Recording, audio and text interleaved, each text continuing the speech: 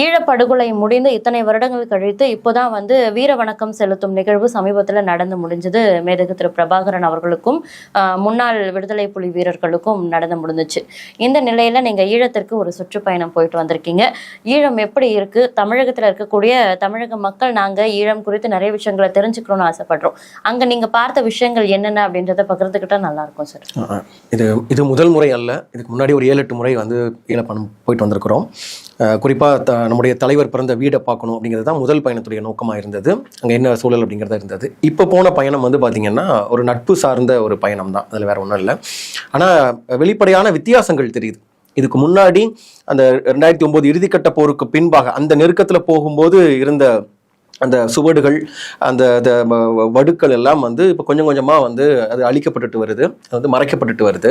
அதை தாண்டி நம்ம இதில் ரொம்ப ஆபத்தாக பார்க்க வேண்டியது என்ன அப்படின்னா, இன்னைக்கு இருக்கக்கூடிய 10 பருவத்தில் இருக்கக்கூடிய இளைய தலைமுறை ஈழத்து பிள்ளைகளுக்கு அந்த 2009 இறுதிக்கட்ட போர் குறித்தோ, நம்முடைய புலிகள் அமைப்பு குறித்தோ, தலைவர் குறித்தோ அத்தனை ஒரு அபிப்பிராயத்தோடு இருக்காங்களான்னு கேட்டால் இல்லை.